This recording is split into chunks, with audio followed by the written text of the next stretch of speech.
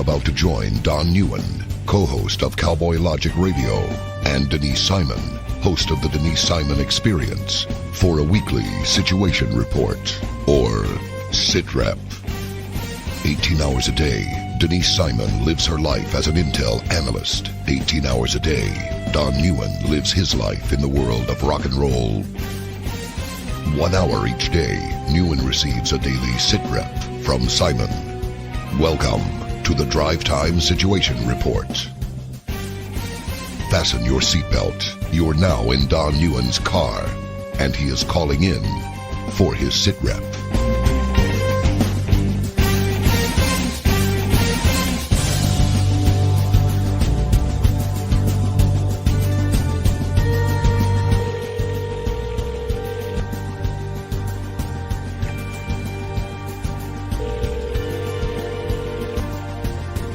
Smello.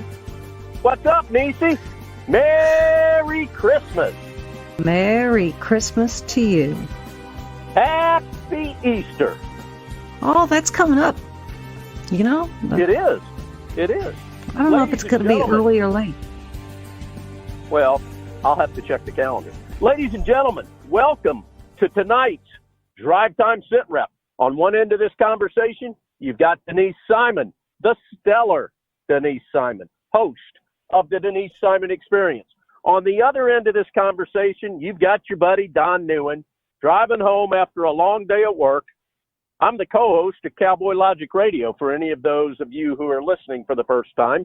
And I probably ought to explain for the benefit of those new listeners what the heck kind of radio show this is. I'm in my car driving home. It's late at night. Denise is going to timestamp the show here in a minute. Tell you exactly what the date is and the time. I've called her to find out all of the things that I missed today while I was at work, yesterday while I was driving home from Indiana, Friday while I was driving up to Indiana. By the way, Denise, the funeral and the memorial service was beautiful for my friend Connie Nagel, and I got to see a bunch of family and friends from the tiny little Swiss town of Bern, Indiana, where my family is from. I did see snow. I threw a snowball at Donna. And let's see what else happened. I ate at the Pizza King, where you sit down at the booth and you pick up a phone that dials the kitchen and you go, hey, this is what I want. Remember those? Barely. Yeah. Bern, Indiana, baby. That's what I'm talking about. Stopped in time. And I love it. All right, Denise, let's timestamp it. Again, Merry Christmas to you. Let's timestamp it. And maybe you can help explain to all of our beloved listeners and myself why right now we should not be really pissed off at some of these Republicans that are electing or appear to be electing to not end this charade. Well, it's 8:46 p.m. Eastern. Oh, just turned 8:47 p.m. Eastern on the 28th day of January in the year of our Lord, 2020. Very good. You're getting the 2020 thing down. It's hard. I know it is. I've determined that I don't write the date very often, and hence, when I don't write it very often, you don't write 2020, obviously, very often either. So it sounds weird coming out of my mouth. 2020. There you go. Good job. All right. So today I was able to listen to a little bit of the Trump lawyer team close down their side of the argument. I was able to listen to some of it yesterday. When Pam Bondi came up, we didn't have a chance to listen to that, so I had to go back and watch that on YouTube. So let me get your thoughts on all of this, because I know you're very opinionated on where you stand with this, much of which I agree with, all of our listeners agree with. But given the Bolton thing and the upheaval of that, I'm sure there's a lot of people that are concerned about it. Personally, I don't think that it affects anything. But the New York Times has definitely fulfilled their obligation of being an appendage of the Democrat Party by injecting that into this impeachment trial when they did. Timing is everything, as you say in politics. So give us an update. Tell us the real, from a clinical standpoint, that you are so good at doing. Well, Senator Langford was on yesterday on something, whatever it was, it doesn't matter. But he explained that this team, the Trump defense team, was well aware that something was going to happen. They expected it to look a lot like all things Kavanaugh. And they were essentially braced for that. And that's fine. So when it comes out that, I think I've said on this show or to you that I don't think Trump has control of his National Security Council. And of course, everybody wants to point the fingers over to Mick Mulvaney, who's the acting chief of staff. Well, Mick Mulvaney works for Trump, and Trump has been betrayed by more than one person already on the National Security Council. So I'm of the notion that the National Security Council ought to be dwindled down. Instead of 700 people, it ought to have like 7 people that work in the White House, and the rest of them ought to be in an unheated, unair-conditioned, abandoned hangar at Dulles Airport. I'm with you on that. As are a few other agencies that I would agree with that type of a reduction in force. Well, here's so there's chatter out there that Colonel Vindman's twin brother, Yevgeny Vindman, who happens to be a quote-unquote ethics lawyer, also that works on the National Security Council, is the one that is allegedly the leaker of the Bolton manuscript. Let me say this right. Extraction to the National Security, to the New York Times. Now, the New York Times does not have the manuscript. Correct. They got a snippet of a tip, and so they ran with it. They also didn't quote anything from it. They were not given actual quotes. Correct. So here's what's kind of interesting to me, and that is whatever Bolton has in his book. That book was obviously written from the time that he left, and it is, we're calling it a manuscript. It may even be a draft. We don't know in what form it is, but it was submitted to the White House back in mid-December, so it's over a month ago. Now, the question is, how was it submitted, and who knew about it? Because it had to come out. It came out today that Attorney General Barr said it will not be available and or submitted for any evidence.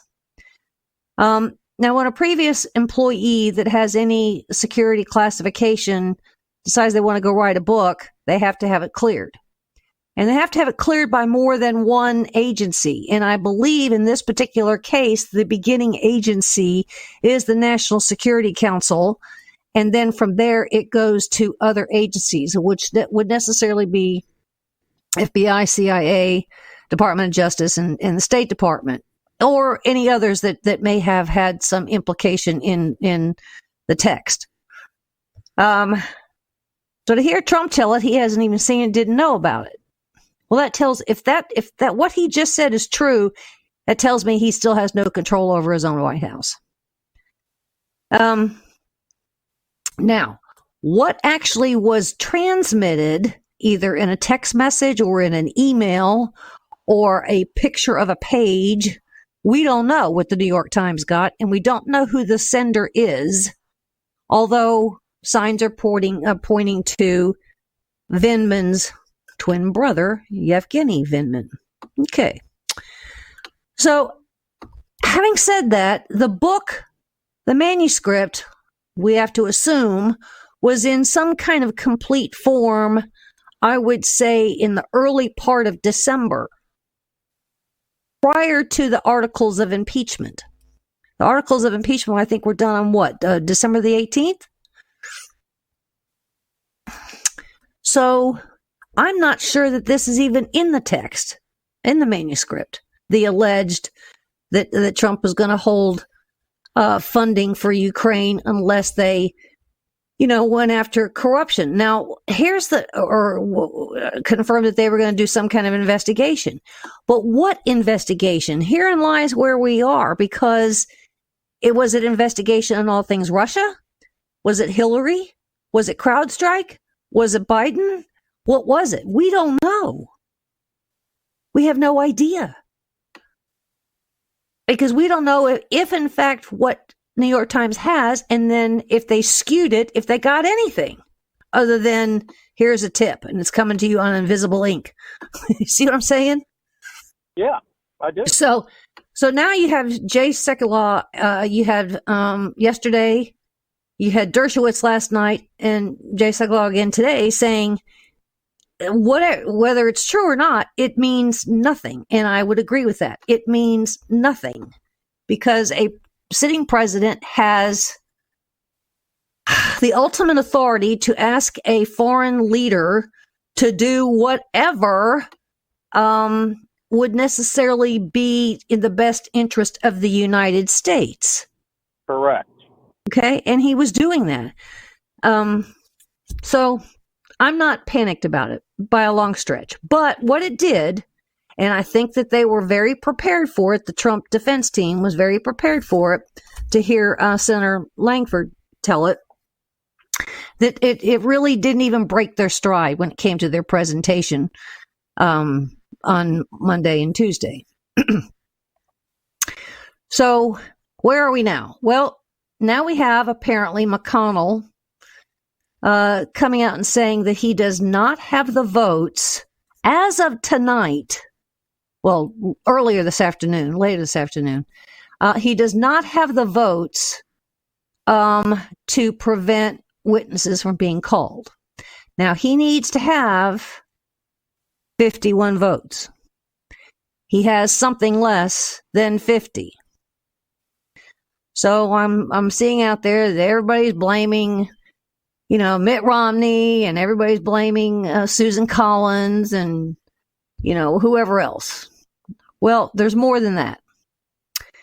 And then I hear Lindsey Graham saying he's more optimistic today than he was, and that by Friday the votes will be there, which could very well be the case. And the reason I say that is because I think there's some dealings going on in the background. And the dealings may be this. We Republicans want to know about the whistleblower. We want to know about Adam Schiff's complicity in all of this. We want to know about Vindman or Vindman twins. I mean, there's lots of people that we want to actually hear from, right? I mean, that I think we spoke 2 weeks ago about my list. Okay. Absolutely. And right now, the only two witnesses that the Democrats want, it appears, are Bolton, whom, 2 months ago they hated. Now all of a sudden they want them. Are Bolton and Mick Mulvaney. Well, correct. if there's going to be, as Senator Cruz suggested, reciprocal witnesses, they get two, we get two. I would say I don't really care about having the Bidens. Because I think you could probably, you may end up having them, plead the fifth. So I would rather have Schiff, and if we can't have Schiff, then I would go right in for the whistleblower. And if we don't have the Bidens, which is really okay with me, then I would go after one of the assigned agents to the FBI who has been investigating all things corruption, money laundering in Ukraine. Now, if that doesn't work, which I think it would, and it would include the Bidens, I think we need to, and we probably already have it, the investigation that was actually launched by Prime Minister Theresa May back in 2014, 2016 maybe, of all things corruption, money laundering, theft, and so forth in Ukraine. So I have a feeling we have that document or documents because she actually held a summit where Joe Keski, who is one of the top thieves, Ukraine oligarchs that began Burisma,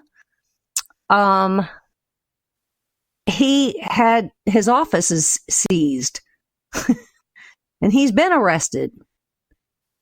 So we don't necessarily need the Bidens themselves if there's going to be a big problem. There's too many other people, I think, that actually know more about all things Burisma than the Bidens themselves. Let me ask you this. Why, if we're going to have, as Ted Cruz put it, reciprocal witnesses, why do we limit it to two? Why are we letting the Democrats call the shots on this? We're not necessarily. I'm just saying that the Democrats have honed in on two. So if they get two, we get two. But in the House, they refused all of the Republicans' witnesses but one. So Schiff was free to call who he wanted. So I think Cruz was just being kind, but that doesn't mean that the Senate, if we get into this, couldn't call 30, couldn't call 50, couldn't call 200 witnesses. But if we call 30, 50, 200, do we have to allow the impeachment managers from the House call 30, 50, 200? No, they're finished. They're finished unless there is a vote to dismiss and you send the articles back over to the House, which I don't think is going to happen. You know, I saw a headline about Feinstein, obviously at this point not being committed to anything, but not ruling out acquittal. Correct. What are your thoughts on that? I saw it too. I think. I mean, clearly we don't trust her. No. She was the one that started the Kavanaugh thing. So no. Exactly. So I just kind of stepped over that dead body. But and moved on. Why would she say something? I'm not sure that she did because I didn't read it. I'm not sure that she did. Quote. I read it. Okay. So she did say. Regurgitate the quote. Yeah. Now she also immediately followed up with, I'm undecided at this point. Okay. Well, when you hear Romney's real words, he is too. And so is Susan Collins. But everybody's been targeting in on Romney, Collins, and what's her face from Alaska? Katharine Hepburn? Yes. Yeah. So, Norman, don't forget the blueberries, Norman. What she sounds like. Okay. Between she and Mittens, an embarrassment. All right, keep going. So I'm 5 minutes before we got to go to break. I'm not fretting over this in the least, because if you've listened carefully to Lindsey Graham in the last couple of weeks, he has been running his own version of a Mueller operation. He's been running his own investigations, and they've been requesting documents between he and Grassley's office. They've been requesting documents all over the place. Now, whether they have them or not, I don't know. But in some cases, they may not need to have witnesses because they have evidence with their names on them. And sometimes that's actually better. And, the four corners of the document's better than any kind of witness. Give me an example of what you're talking about that they might have. Well, let's see here. Copies of emails between the DNC, Alexander Chalupa, all things Ukraine. Who is talking to who? Telezenko, who was one of the 6 or 7 that was attending the Obama White House Ukraine meeting, who has Rudy Giuliani has latched onto, and how it came to be a part of the Ukraine's National Anti-Corruption Bureau, otherwise known as NABU, party regions, Paul Manafort. You see what I'm saying? They're going to want to have those documents. They're going to want to have the emails. They want to have the visitors log, who attended, where the meeting notes, who made the initial invitation. I actually wrote about all the people that did show up at that meeting and when it was. Let's see here. Grassley and Johnson, Senators Grassley and Johnson request the records from the 2016 White House meeting between the Obama administration, Ukrainian officials, and DNC officials. So this was done in last November. So whether they have those I'm looking at the letter. So whether they have those documents now or not, I don't know. But if they don't, they can subpoena them. For this trial? Yeah, Can they may. Time? They may have. They may have already gotten them. I don't know. And when you say last November, you mean November 2019? Yes. Or November 2018? 2019. Now, the meeting, interestingly enough, was January of 2016. I know. Exactly. Listen, when we get back from the break, I want to ask you to prognosticate on how the Republican questioning through Judge Roberts would be handled with John Bolton if he is a witness. What type of demeanor do you believe the Republican questioning? We know what the Democrats are going to do. But what kind of demeanor do you think that the Republicans are going to have in their lineup of questions for our buddy John Bolton? Ladies and gentlemen, we're going to have to go to a break here in a minute. While we're on break, you've got about 2 minutes, I think, maybe 3 at the bottom of the hour here. I would love for you to go check out Denise's website, founderscode.com. You can put your email address, a little box that she's got on her website, and that will automatically sign you up to receive an email notification every time she creates a new article. Now, I say this every week, but if you're new to the show, why is it so important to follow the great work of Denise Simon by going to founderscode.com? It's because she does all of the hard work for you. One of the things that she has done over the years is she has set the bar so high for herself before posting an article that it's all well vetted. You don't have to worry about it. You can repost, you can quote from it, you can share it on social media with 100% confidence that what you're doing is full of integrity, as opposed to some of these other websites where you look like a fool, and I've done it too. You look like a fool posting something that's absolutely inaccurate. You don't run that risk when you go to Denise Simon's website.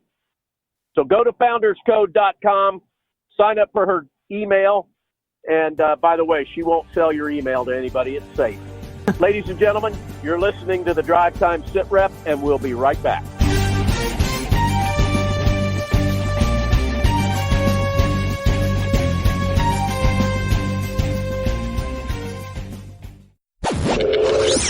Check us out on the web at cowboylogic.us.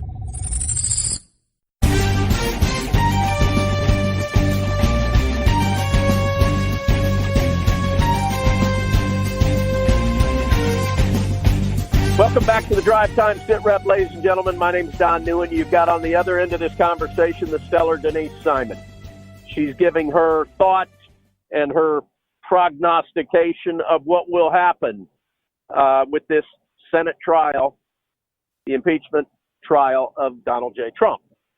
Before we went to break, I asked her to speculate on something which Denise hates doing, but I'm one of the few people that can get her to do it. So I am very proud of that. More often than anybody else, right? Sometimes. All right, well, here's what I want you to speculate on.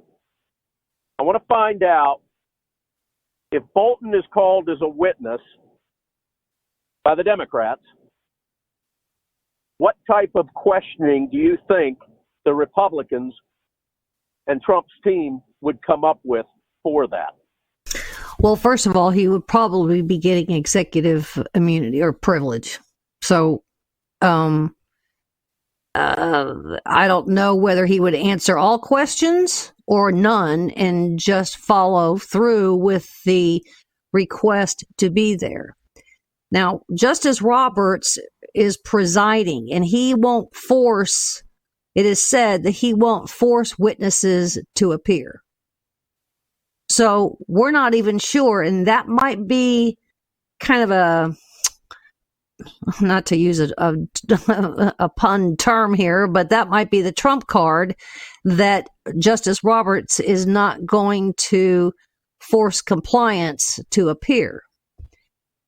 So there may not even be any questions of Bolton.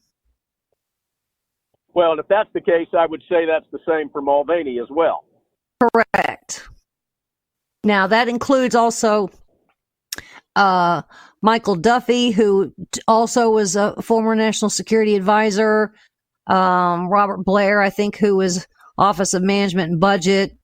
It may even go to, a few others. So those people are part of the executive branch. So they may, in fact, get immunity. Immunity is probably not the right word. Privilege, protection.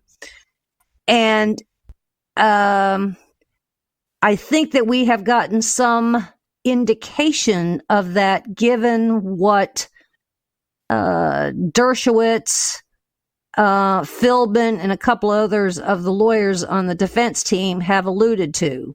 That privilege is privilege, period. So, so how do the Democrats counter that? I could see them having a field day with that in the press.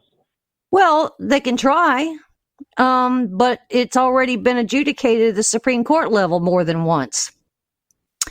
And the lawyers on the Trump team have explained several of those cases. So, nice try.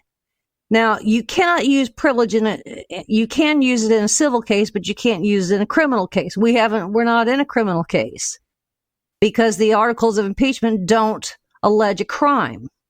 They allege abuse. They don't even allege a victim.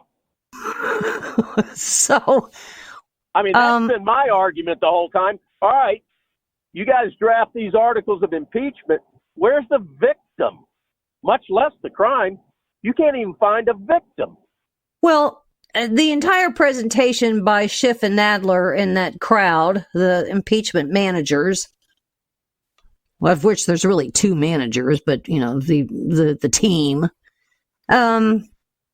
they sold their presentation on conjecture, on supposition, on emotions, and what ifs. Schiff was actually blaming Ukrainian soldiers' death on the fact that Trump withheld the military aid. Oh, I know.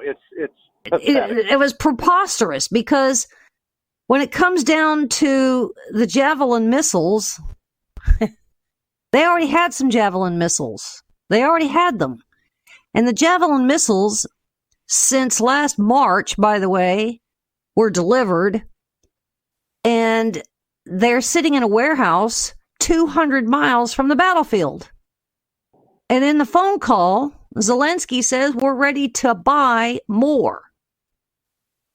So exactly. nobody. Well, and Javelin missiles are a hell of a lot more helpful than peanut butter sandwiches. Wouldn't you agree? Yeah, meals ready to eat. Exactly. Exactly. So words do matter, and in all all the presentations that we heard, it was very difficult to unless you're a lawyer, and I've been reaching out to all kinds of lawyers here lately.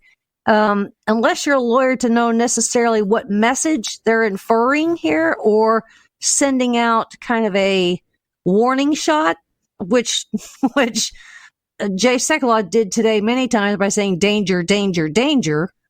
He must have said that 10 times today. He's actually kind of telling the House, hey, we know what you're doing here, and I believe that they do. Take caution. Now, it may be that little Miss Dianne Feinstein has figured it out, which might be the reason she said what she said. I mean, we can't know what kind of text messages and phone calls and emails and meetings are flying, up on the hill. I mean, we can't possibly know that. But I can tell you they're working overtime, and I would imagine encrypted communication applications are in overdrive. And I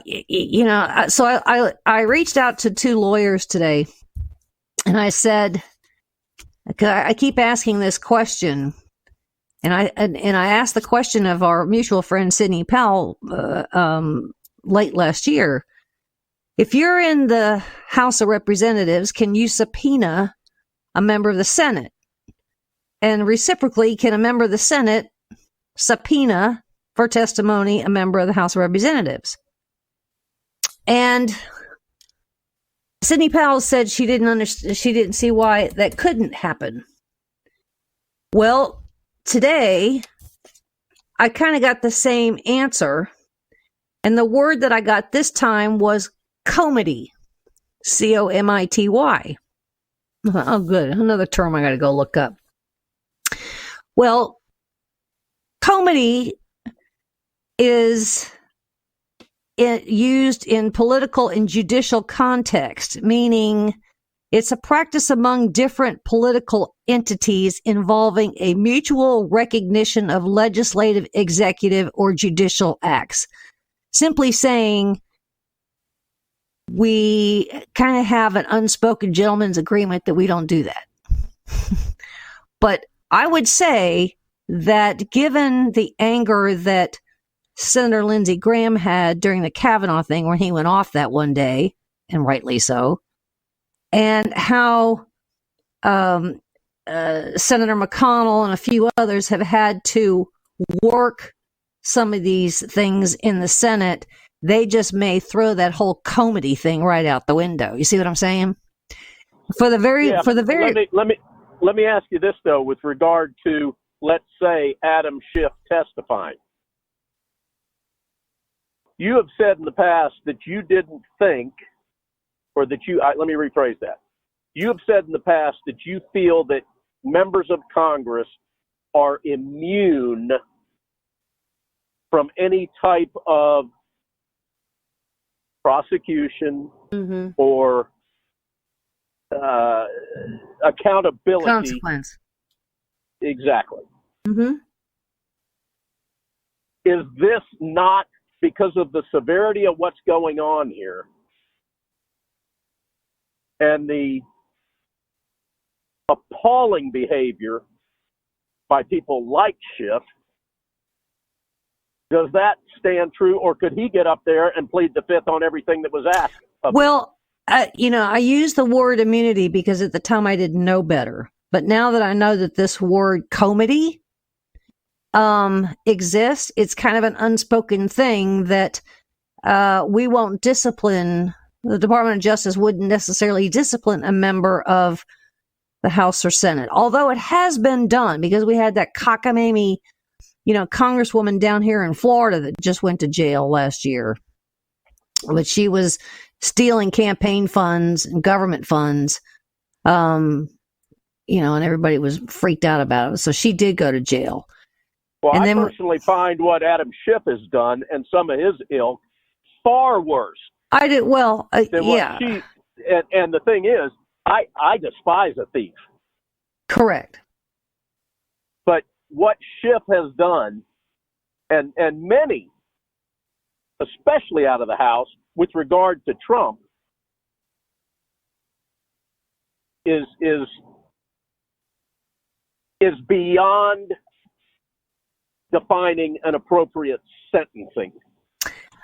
Well, I was a little disappointed. I brought this up a long time ago, and I was a little disappointed that none of the Trump defense team actually used the term yesterday or on Saturday or even today, and that was the peaceful transfer of power, because we haven't had it. You're correct. And I think from about 3 o'clock in the morning, the day after the election. So the point being that not only was this not a peaceful transfer of power to hurt Trump, but it's really hurt the rest of the country for an awful lot of reasons. It's infected, the lives of so many, because we have division, we have anger, we have people have been fired from their jobs because of what they post on social media. We've got protests. I mean, we've got all these things. So it's gotten to the point where people are censoring. And so I think that they should have driven that point home. That the Trump defense team should have driven that point home here in their presentation over the last couple of days. That the peaceful transfer of power for the first time, for the first time, didn't happen, and it didn't just affect Trump. It affects this whole nation, and I would also argue relationships abroad, because Trump has had to be defiant to a fault, and in some cases he's bratty and petulant to a fault, which has caused relationships that we may have necessarily had with Prime Minister May before she left, or Merkel, or Macron, or any of these others. They may be very different relationships if he wasn't so offensive, because he's having to play defense all the time. See what I'm saying? I agree. So I think they should have driven that point home. He has not had a single day where he did not have an assault on him. Assault on him is also on us. I agree. Hey, which takes me to I want to know if you saw, Bongino talked about it. I saw it on Drudge when I was scanning through at lunch. Don Lemon on CNN. I did. I saw with his two guests. Mm-hmm. I did. It was actually on Brett Baer's show tonight too. I got to tell you, Denise. I mean, we are calloused to a certain degree, and by that I mean Trump supporters, conservatives, Republicans, even some independents and libertarians. We are calloused to the assault that has been taking place on us since 2016. And we are stoic to a lot of the verbal and, quite frankly, physical attempts of abuse on us because of our support of this president. When I listened to that, I listened to it 3 times today. I was angered more and more every time I heard it. And because your audio is better, if you don't mind, recap. We don't have the ability to play audio for you guys on the Drive Time SITREP. But recap to the listeners, if you don't mind, what was said, or if you're able to quickly pull a transcript of it up, what was said by this schmuck that was on the right-hand screen, and then the little chatter that was going on by the guy in Washington, D.C. The guy on the right hand of the screen was coming out of Florida. You got some dude on the left that was out of D.C. And then you got Don Neuen, who was acting like about a 13-year-old girl at a sleepover when they just made fun of a boyfriend that had called. I mean, it was pathetic on all fronts. And I don't know if you're able to even pull a transcript of this thing, but if you can give a recap for the listeners that happen to miss it and tell them where to go to look at it, this is completely inexcusable. Well, it started off with Trump not even having the ability to know where Ukraine is on a map unless it had a big, huge letter U and a virtual real crane. And then he could necessarily find it. And do you know who that guy was? It was the schmuck on the right of the screen. Yeah, it's Rick Wilson. And so it went on. It certainly went on from there. The other guy was Jahat Ali. I don't know what his credentials are, but from there it was. Rick Wilson just continued to go off. Not only was it a matter of Trump not being able to find Ukraine on a map, but the voters, those that are Trump supporters, couldn't either. And then he just went on to, excoriate the dumbness of and the whole mocking thing of Republicans. And describe to the listeners what Don Neuen was doing the whole time. Oh, he was hysterically laughing to the point where I'm kind of surprised he didn't have to go up, go change his underwear because he was about to, pee in his pants if he hadn't already. Oh, at one point he lays his head on his desk. Yes, because he's laughing so hard. To the point where he had to wipe his eyes because he was, And then Rick Wilson used the term credulous boomer rube demo. And he did it with a Southern drawl. Like, people in the South are the worst. The thing that sucks about this is that if you call CNN, which I have done on numerous occasions when they pissed me off about something, you call them, they don't even take a response. Mm-mm. You get some operator that says, sorry, nothing we can do. Thanks for your call. I don't remember the last time I tried calling CNN. It had to be about a year ago. I don't even remember what it was. But I called them to voice my opinion and my dissatisfaction about something that had taken place on their network. I couldn't even get the satisfaction of being able to leave a disgruntled voicemail.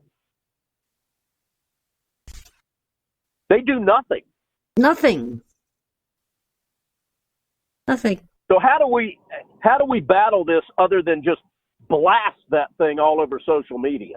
Go to their advertisers. Yeah, good point. That's a tactic of the left. Exactly. I mean, there's a constant refrain of condensation by CNN every single day. Oh yeah. There's an arrogance, and this is the cable news network that was promoting our little creepy porn lawyer to be presidential candidate. Mm-hmm. CNN, the network that never, ever gets it right. When's the last time they got anything right at that network? Last time I remember, what's his name? James Earl Jones, is that his name? The actor? Yeah. Used to say CNN in his deep voice. That's the last time I remember them even getting anything right. I think it was during the first Gulf War. Well, this is where we are, so... Ladies and gentlemen, if you haven't seen that clip of Don Neuen, and the two mental midgets that were flanking him, you got to go find it. Oh, it's easy to find. It's all over the place. Washington Examiner has it. Twitchy has it. Fox had it on their front page. It's everywhere. And be ready to get pissed off when you see it, because they're attacking you, especially if you live south of the Mason-Dixon line. Precisely. I mean, what is this Larry goofball do? Who is he? Who's Larry? The guy on the right. Oh, Rick Wilson? Rick Wilson. I don't know what he does. Let me see. He's on there a lot. Well, that's how much I watch it. The only time I watch it is when I see somebody post something absurd, which is becoming more and more frequent. Rick Wilson, is that his name? Yeah, he used to be a Republican strategist, and of course, I guess he just bailed out on all that. And now he does Daily Beast kind of stuff, and then he just gets out there with CNN. So that's where you are. Well, see if you can dig up his email address or a way to contact him, and maybe our listeners can just pound his inbox with their views about his thoughts on what kind of people they are. Well, his Twitter handle is the Rick Wilson. Okay, that's a good start right there. That's a good start right there. Uh-huh. All right, Nisi, you got about 4 minutes before we got to draw this show to a close. What do you want to close with? Well, I would want to close, I think, with China and this virus, because a fascinating thing happened today where the CDC offered quite the expert team of various skill sets, not only from a laboratory standpoint and doctors and all these other things, to go to China and help them out. And China said no. Now that tells you that and I've seen some reports, one that actually came out of Japan that said that this virus is so much more aggressive than the SARS virus. Now, this came from Japan. And that we have a lot of Chinese here in the United States that are trying to communicate with those back in the homeland. And what is happening here is that China owns the media, and they've essentially gone dark on them. So they're really controlling the message over there. So whatever we're hearing, it's worse, much worse. To the point where the Chinese in country are putting out things on social media, and they're talking in code, but they're referring to this, they're using the term Chernobyl. So this could have some far-reaching implications now that we have consummated step one or phase one of the U.S.-China trade deal. I don't know if there's an exit clause in this thing, but this is going to hurt them financially in a big way. I mean, you've got 56 million people, at least 56 million people in full quarantine. Cities, communities, and when I say communities over there, communities still got, 11 million people in it, are businesses are shuttered. You've got apartment complexes with 11 million people in it in China. There's nobody on the streets. Nobody's leaving their houses. They're erecting all of these mobile hospitals out of tents and whatnot. Well, that all sounds good, but they're out of doctors. They're out of supplies. They're out of laboratory, equipment. They're out of, syringes. We have sent over all kinds of, bio whatevers, to, antibiotics and whatever else that we can send. But when they said to the CDC, no, I mean, what are we supposed to do here? Why would they say no? Because it's a lot worse than they want telegraphed? I think yes, and I think in some other cases it's a cover-up. For what? You got less than a minute. Of the fact that they don't care about their citizens, and I don't think they're treating this thing as seriously as they need to be. And I'm not sure that they really care what happens to some of their population. That's a terrifying, terrifying analysis. Well, I'm seeing some funky things here, and I'm looking at them, and it isn't necessarily coming from us. It's coming from other countries. These people traveled. It's not that they leave China and travel to the United States. They leave China and they travel to Germany. And from Germany, they go to London, and London, they go to the United States. Or, they may go to Australia, and from Australia, they may go to California. See what I'm saying? And the burden is on the airline carrier. So Yepers. It's putting a big weight on our State Department to look at visas and all these things and passports and whatnot. What a mess. All right, ladies and gentlemen, if I don't end this show, we're going to get cut off by the automatic programming, the automation system. You've been listening to the Drive Time Sit Rep with Denise Simon. My name is Don Neuen. We hope you'll join us next week. Denise Simon, take us home. Thanks for listening. God bless America.